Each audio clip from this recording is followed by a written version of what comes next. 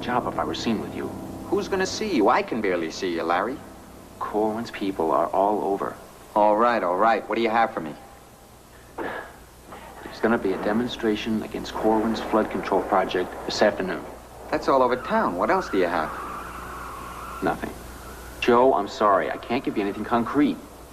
I keep going back with nothing, and it costs me $3 to park in here. That's the best I can do. Corwin doesn't call me in for the critical strategy sessions, even after all this time I've been busting my butt for him. All right, all right. Just give me something, anything, from a highly placed source on the supervisor's staff. It won't be traceable to you. Well, let me think about it. Okay, how about the easy stuff? Like, what's the atmosphere at his campaign headquarters? Confident. Corwin confident of re-election. This is great stuff you're giving me, Larry. Look, you asked me, I told you. Okay, okay, take it easy. I appreciate anything you can give me. It might turn into a lead. Yeah, well, look, I gotta get back now. Wait, I have one more question. The least you can do is validate. Oh, no, oh, no. Oh, you're kidding. Oh, no, come on. Hey, you know, it's really not much fun editing your copy when you're standing over my desk. Oh, but you're paring it down to the bare bones.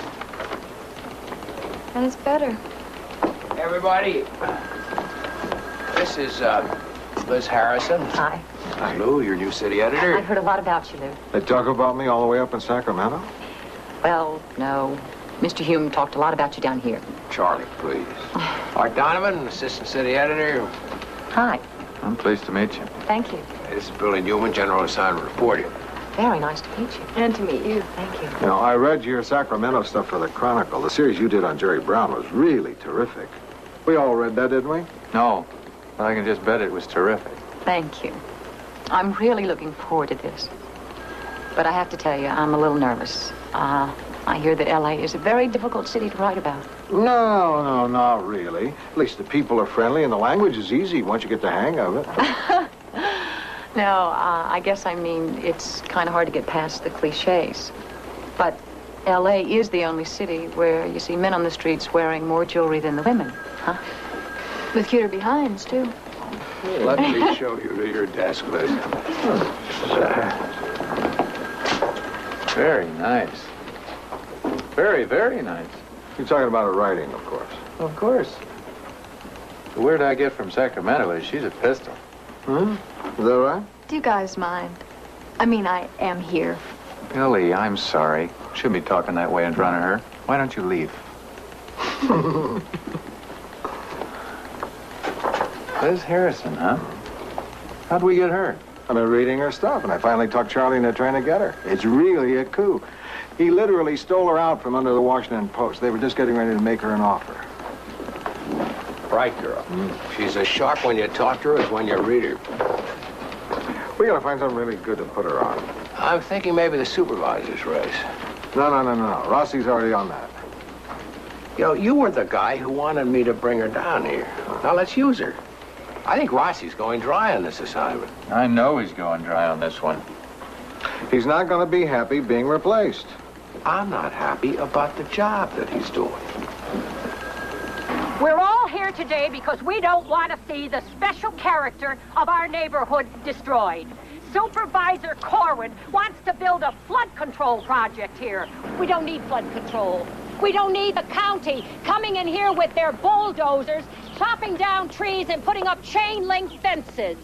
All the people from the media here already know the city council has voted to oppose this project. The city engineer has come out against this project. The Department of Public Safety has recommended against this project. And now today, we have 600 signatures on this petition, which we intend to present to Supervisor Corwin. Poor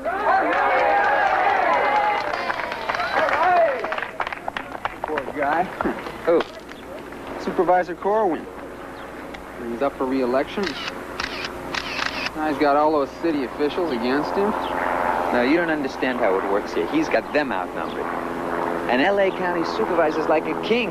That's why Corwin gave up his job as state senator 4 years ago to become a supervisor. I'll say this. The guy's got guts. Corwin. Right into the lion's den. I don't usually make a habit of crashing parties. I came here today because I know how strongly all of you feel about this issue. Then you've changed your mind? I have a duty as your supervisor to the people of this community, and one of the first duties of government is to protect its people. Now, I've lived in this area for 43 years, and I know the kind of devastating flooding that a heavy rain can cause. I remember the Tiger Tail Canyon flood of 1968 when 3 people died in mudslides, and I know that this picturesque, trickling little stream can, in one of our rains, turn into a raging torrent. And if one person, one child, should die in a flood which could have been... When he leaves, I want you to get in the way of Keene and the other aides so I have an opening to get to the supervisor. Shame on you. Now, I just wanted to tell you, face to face, how I felt about this. Now, let's go. Supervisor, why do you feel there's a flood danger here when the Department of Public Safety doesn't? Ask them. I have asked them. You haven't explained why you know more than the city's own engineers. Is this one of your usual tactics, Mr. Rossi, trying to ride someone to get a story that isn't there? Look, if you can't answer... I have nothing to say to the press, which I haven't just said to my constituents in person. What'd you get? Zip. The last thing we need is another picture of him in his damn economy car.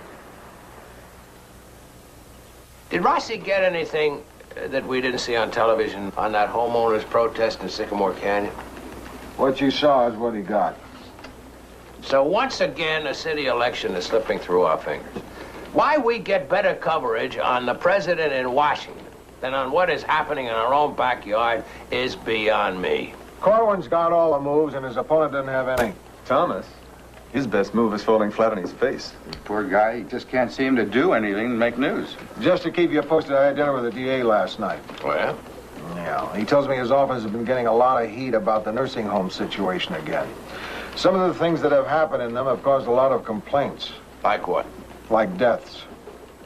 That does tend to upset people. Okay, now I want Sacramento and City to be talking to each other about this as it starts coming in. Just a little cooperation. Okay, fellas? Okay. Thank you. Lou, just a minute.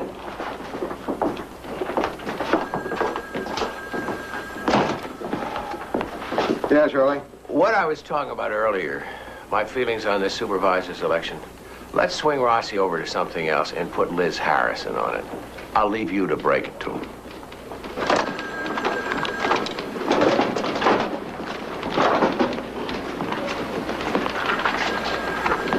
Rossi, what are you doing? What does it look like I'm doing? Cleaning up your desk. That's good. That's good. I wish everyone around here would be that organized. I'm leaving, Lou, quitting. Ah, come on, Rossi. You're not quitting. I can get a job in any newspaper in this country. A newspaper where I'll be respected. You're respected here. I've been shifted off the Corwin campaign arbitrarily. Not arbitrarily. Your relationship with Corwin has deteriorated to a point where it is counterproductive. What point? He hates your guts. You hate his guts. Everyone knows it. Look, I was working on something, all right? I had a contact, Prime, all softened up. He's on Corwin's staff, and if Corwin keeps kicking him around, he'll be spilling his guts out. A nice thing would be if you would use him to give Liz some help on this. What? After you took me off the story, are you kidding? You are working on the same paper. Not anymore. Rossi, you're not leaving. I'm leaving. You love it here. I'm miserable here. You wouldn't love it if you weren't miserable. Sorry, Lou. I got a plum assignment for you. Forget it. Something you'd love to get your teeth into. What? Something good. Something terrific. If you stay.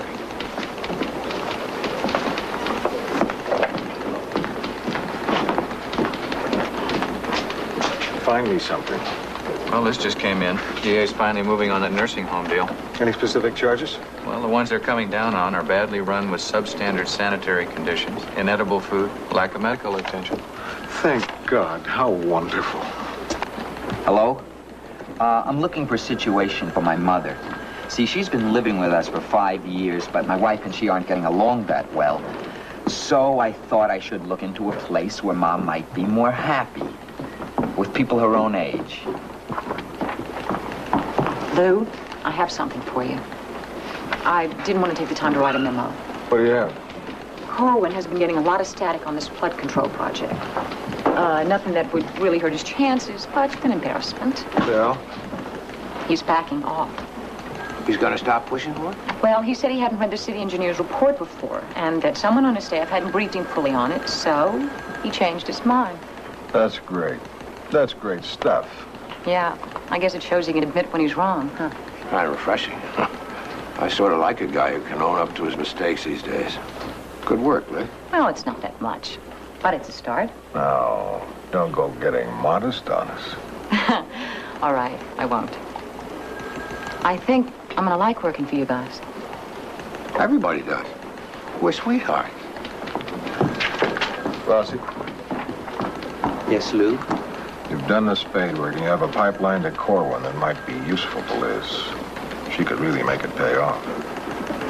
Forget it. Rossi, All right. But I want you to remember this.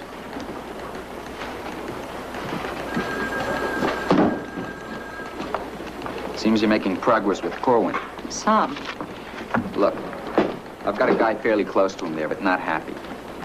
Next time Corwin steps on his toes, he's going to be ready to talk to me so I can feed you. Thanks, Joe. But I really do better when I develop my own sources. Sort of helps me get a fresher angle, you know?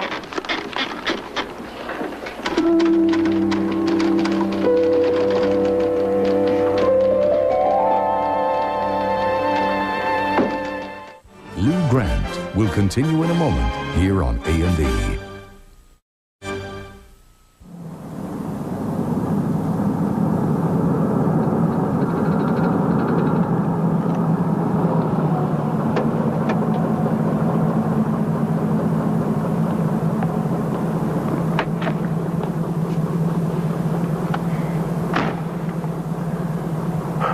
What is it? Why did Corwin reverse himself on the flood control project? I don't know any of this for sure, but you hear things. What have you been hearing, Larry? Corwin has connections to a certain couple of contractors, the ones who would be doing the job.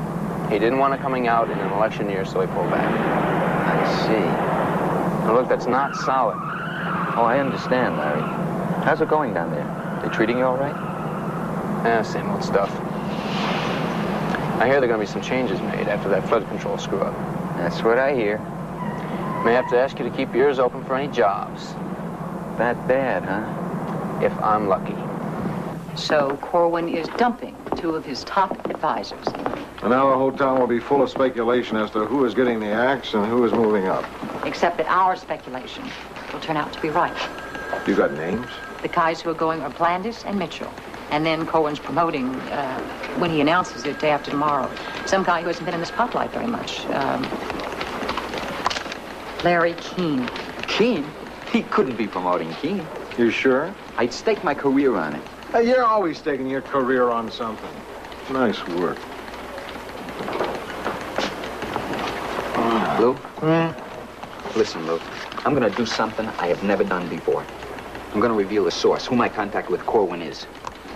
You did that once before. The Roast Parade story. Okay, for the second time in my life, I'm gonna reveal a contact. The memory of this guy.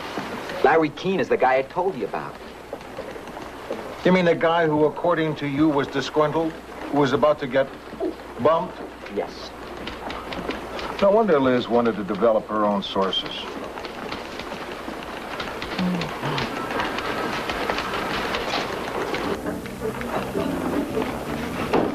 Vivian, meet Jack Efros, our Sacramento man. Jack started down here. What was it, 15 years ago? We're old friends. Now, don't give away our secret, Vivian. Gotcha. Tell me about nursing homes. Well, I hear something's gonna break. Up there? It depends on who decides to run with it first. A lot of fast buck operators got into the business in the 60s when the governor cut back the mental health program. All those people who were turned out of state hospitals had to have some place to go. And it's really a big business. $3.5 billion nationally. How do you get inside a home? With an inspector.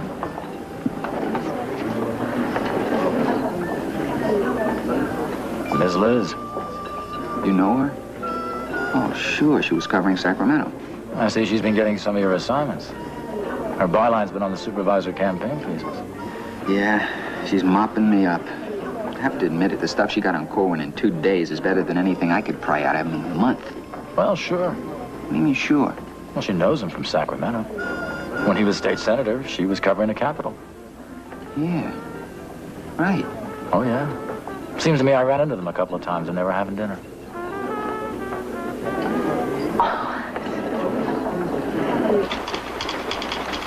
Newman, tell me if this sounds like sour grapes. Liz Harrison was tight with Corwin when he was in Sacramento.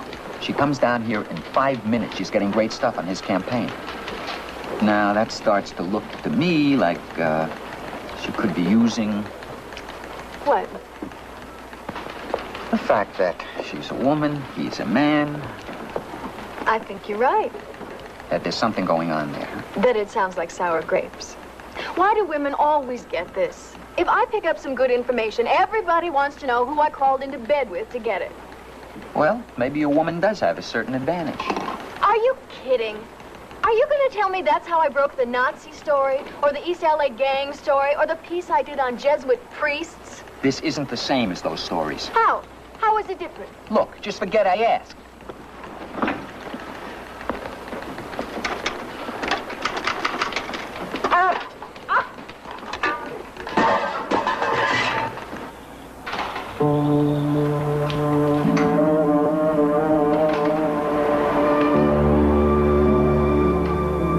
This is one that we closed down just last month. What, unsanitary conditions? Well, it wasn't really sanitary, but that would usually just get a reprimand, maybe a fine. Here, let me show you something.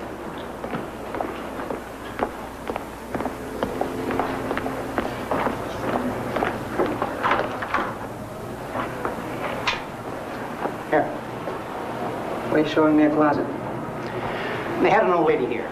She was about 75. I met her once. Mean, nutty.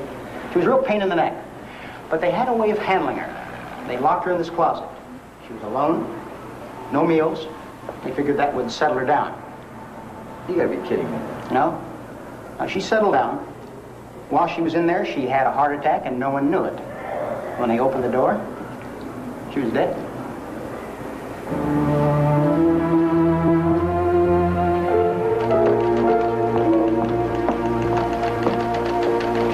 Knock, knock. Oh, hi.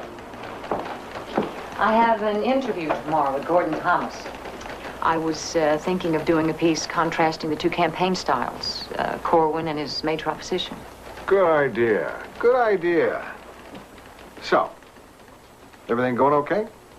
Los Angeles isn't such an impossible place, is it? No, I really like it. I'll tell you one cliche I found that is true, though. You have to have a car or you are dead. I really resent this hour I'm going to have to waste going home on the bus right now. Yeah, you have to have a car. Yeah. Then I have to learn how to drive. Good night. Good night. Liz. Yeah? Wait. I'm all through here. I'll give you a lift home.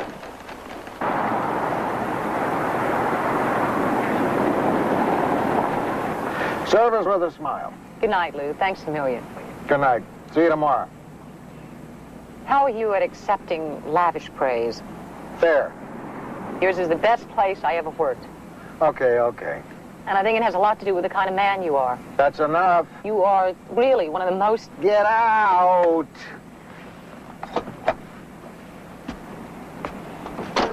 This is a terrific assignment for any reporter, but to get it for your very first.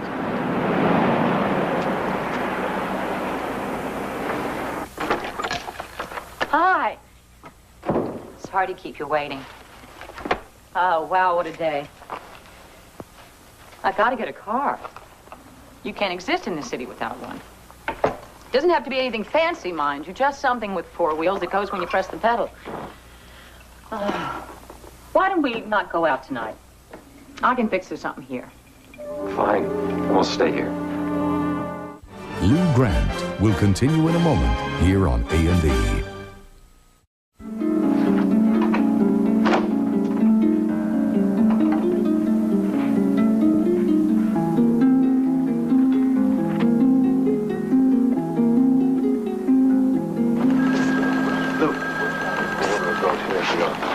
I've got something that just may be fantastic. Yeah, I got your memo on the old lady who died in the closet. This is something else better. What could be better than an old lady dying in a closet? This conversation's getting a little weird.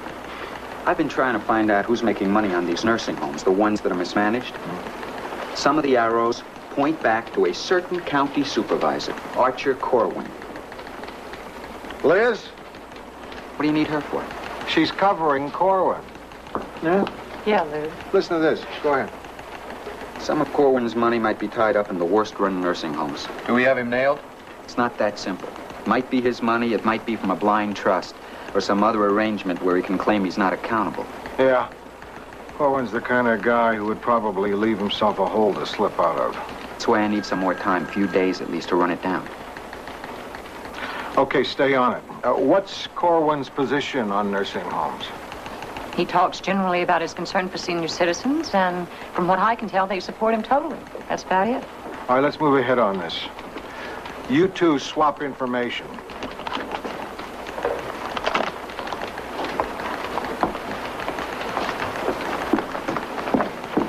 You got anything for me? No, you got anything for me? No. Good. Isn't it wonderful seeing them get along so well? Yeah.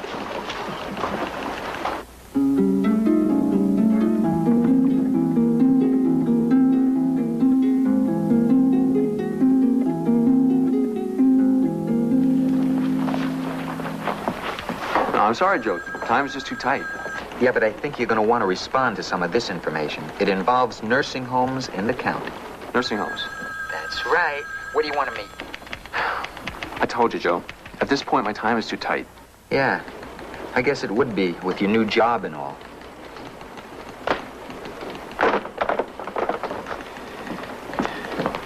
I got something nice, Lou. Real nice. Good. I can always use something nice. Supervisor Corwin is opening an investigation into the management and regulation of, ta-da, nursing homes. Corwin? He's always been philosophically opposed to government investigations. I guess he felt this was just too important to let pass. Senior citizens make up a very large part of his constituency. Besides, I think he's genuinely concerned about the situation. Did I hear right? Corwin is going to be looking into nursing homes? That's what Liz says. Oh, no. This is just what I didn't need. I need more time. What do you think his game is? You can ask him yourself. He's coming here to the paper today to talk to you and Charlie. She told him. She tipped him off about what was going to come out. She is helping him beat us to the punch. Why do you think something like that? Because how else would he find out?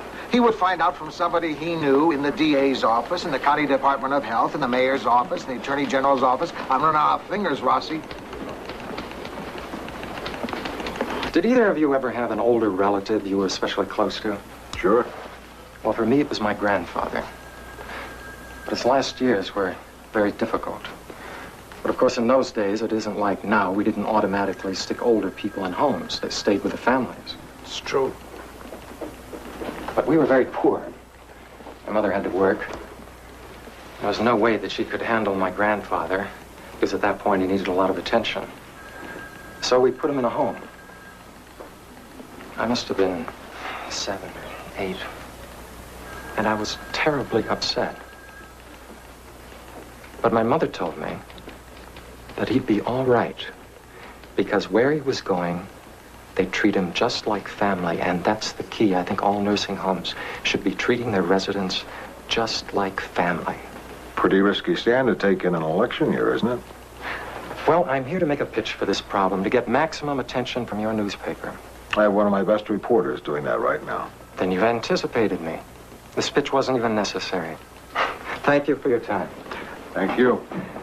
You know, I think cooperation between elected officials and the media is the best strategy for correcting the abuses that exist in this area. Thanks for taking the time to come by. Thank you for giving up your valuable time to listen to me.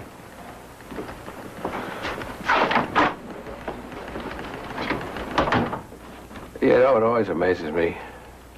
When you get politicians in private, they sound just like politicians.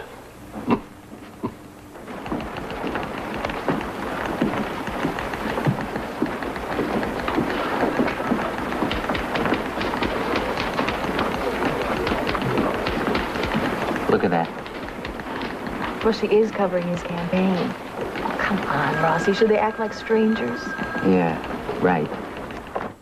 Lou Grant will continue in a moment here on A&E. Thanks again, Lou. I promise. If I don't get a car soon, I'll ask somebody else for a lift home. Lou, there's something on my mind. What is it? I'm a little uncomfortable with this assignment. Why? When you put me on the Corwin campaign, I didn't realize I was bumping someone. I think it's caused some hostility. Come on. No, really. With Rossi, maybe with some of the others. What I'm trying to say is, maybe it would be better if you put me on something else. Hey, you've been in the newspaper business a few years. You know how reporters are. I have never felt vibes like this before. If it starts to get to you, just remember, I'm in your corner. I hope so. I felt like I had to say something, though. Okay, now you've said it. Just keep up the good work.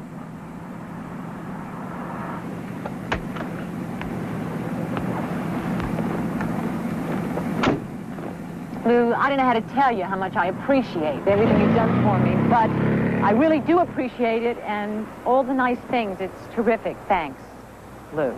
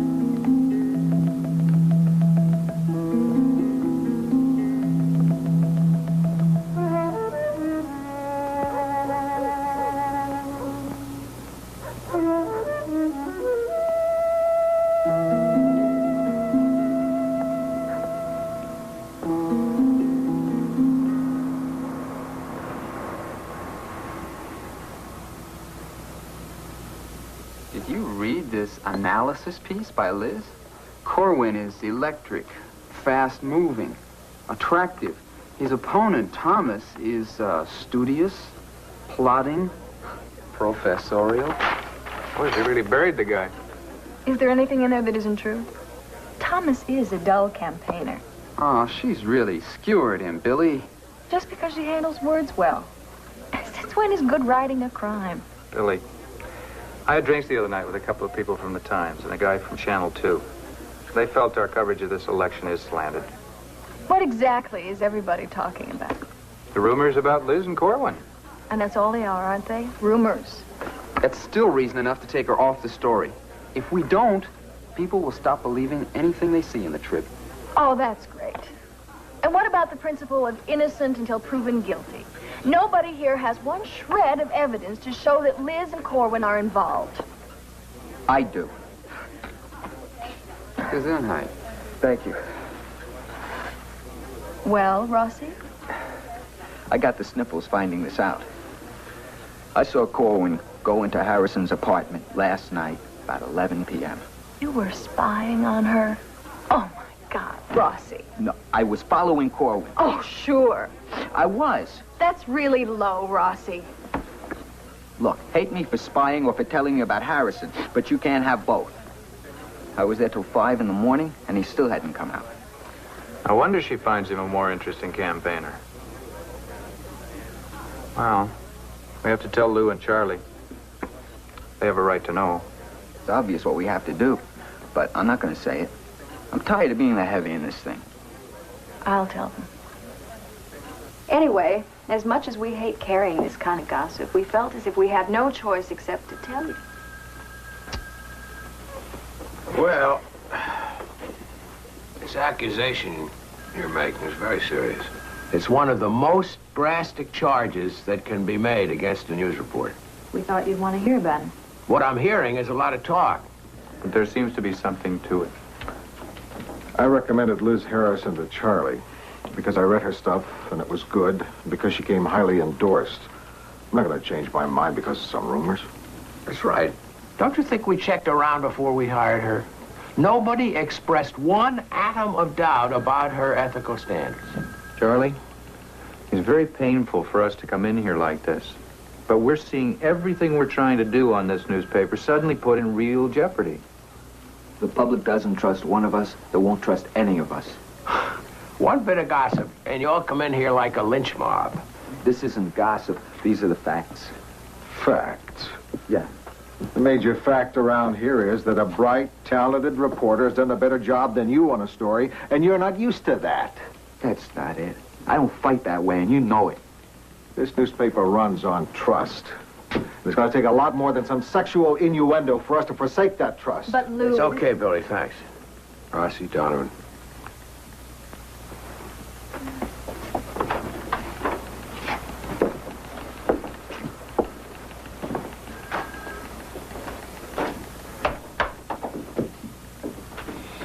Well, now that we both made such fine speeches, we'd better find out what's going on.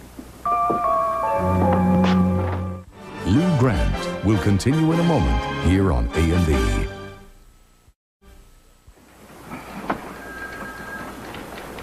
So, Joe, what's on your mind?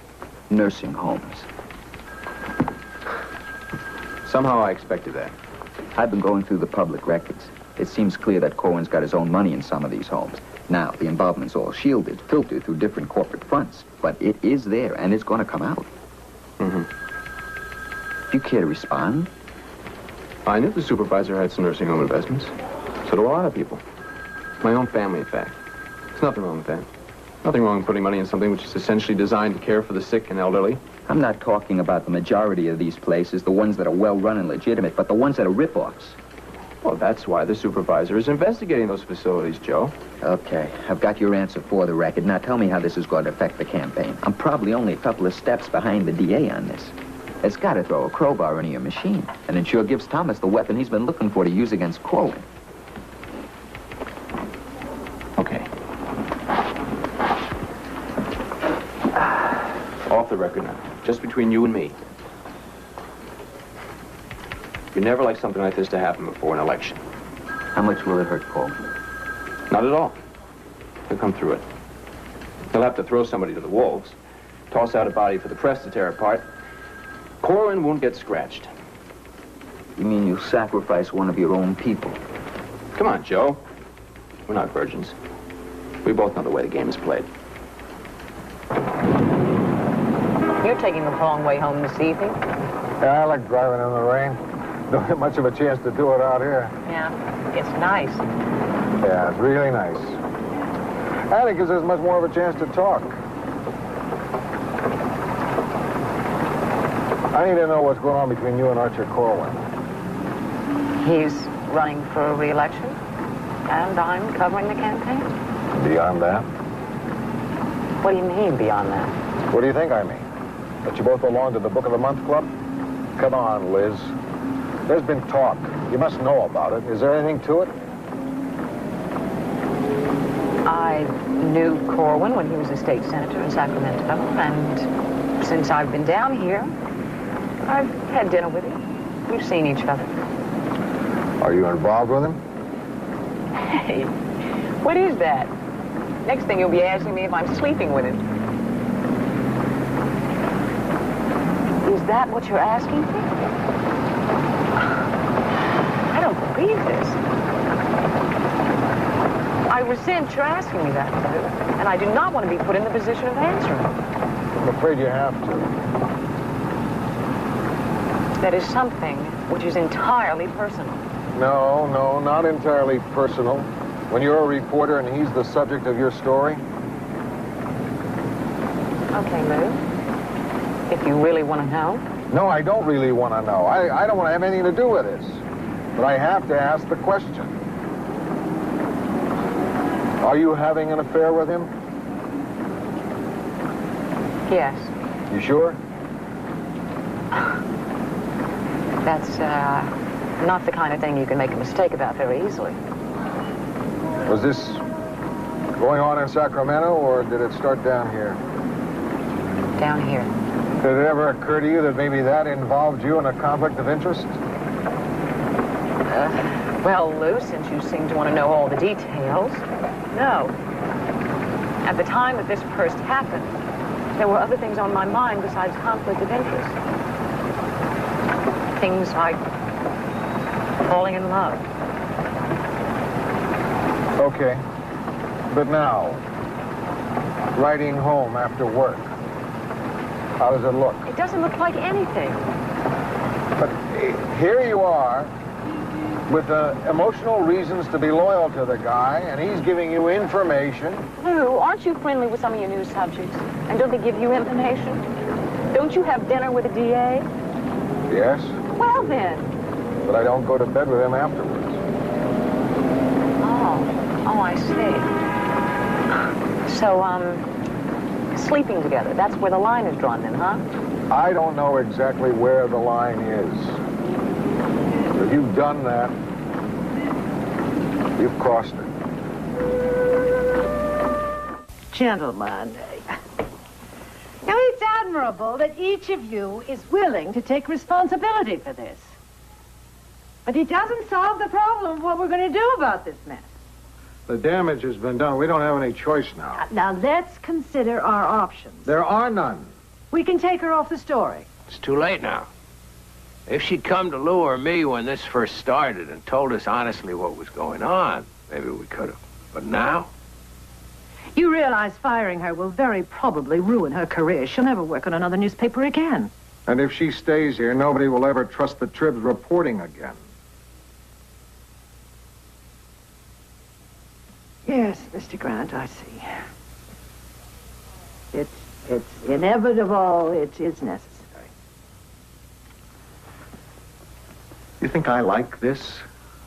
I hate when this happens to a bright, talented person. So do I. And I also hate the fact that I'm the one who has to tell her.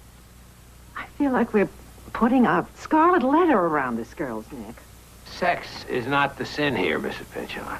That's right. An editor of mine once had a saying, which I'll clean up a bit. You can get romantically involved with elephants, but don't cover the circus. And finally, ladies and gentlemen, I feel I have to share with the press and the public a piece of disturbing information which has come to my attention and which has given me a great deal of personal pain. You all know my close friend and trusted advisor, Larry Keene. Holy cow, I didn't see this one coming. Well, it's come to my attention that a member of Larry's family, not a close relative, but a relative, nonetheless, has an interest in several of the nursing homes which have been under investigation. And while this does not imply any wrongdoing on Larry's part, and I want to stress that, in the present moral climate in politics, the mere appearance of ethical impropriety is as damning as the actuality. Therefore, Larry has offered his resignation. And I, with a deep sense of regret, have accepted it. Has this changed your opinion of Larry? Not one iota. I'm saddened by the loss of the services of a fine public servant, a close personal friend. And a great sacrificial lamb.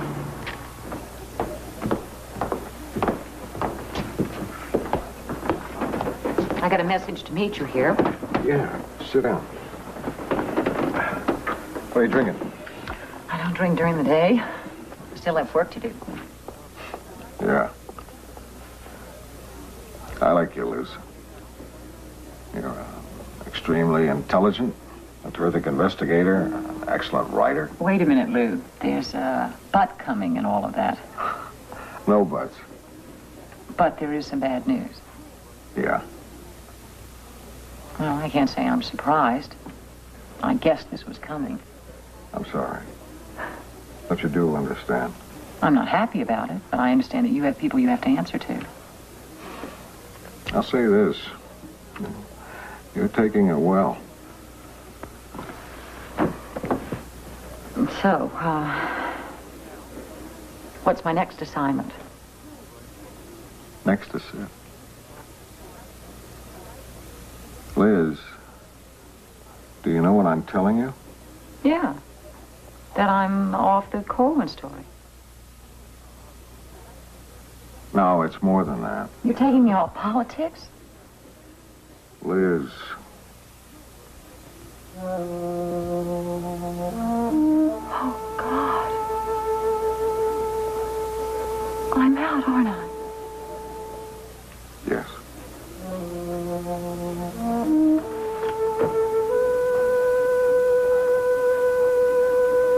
Damn.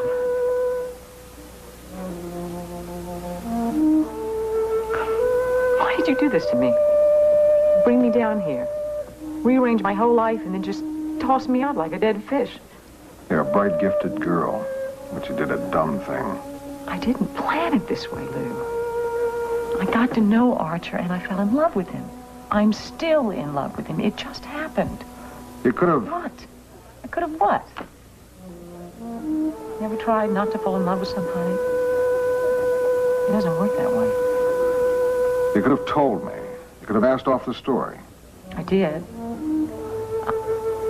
I asked to be put on something else. But you didn't tell me why. That's all you needed to do. I really wish you had.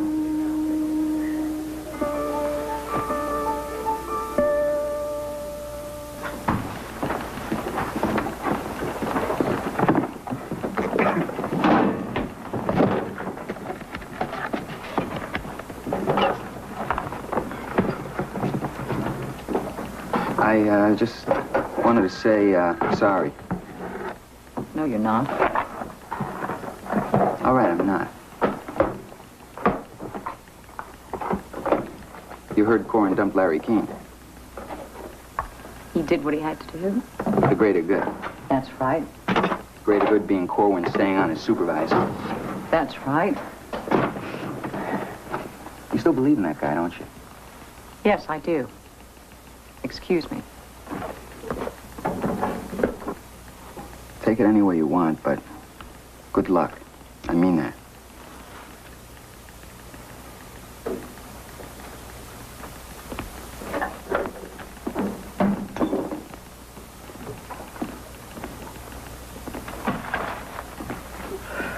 What now? Oh, don't worry about me, Billy. I'll be okay. What'll you do? I won't be a newspaper reporter. But I can always write. As long as I'm healthy, got a typewriter, and a sharp pencil. There are always magazines. Maybe even a book. I always thought I'd write a book about California politics. You know, I just never had the time. Well, now I have the time. I've been a reporter for 15 years, Billy. That's plenty. And you won't miss it? Oh. Well, I miss it. I gotta get out of here. I'll help you carry that. No, it's okay, really. I can manage. Goodbye, Liz. Good luck, okay?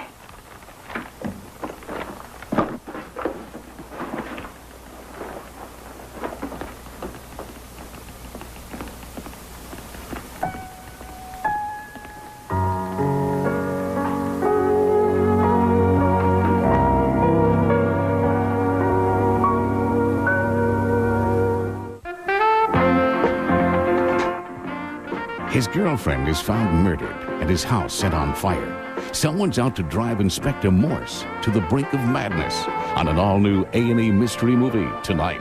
Now, a cop is pressured into accusing the wrong man of murder on Police Story, next on A&E.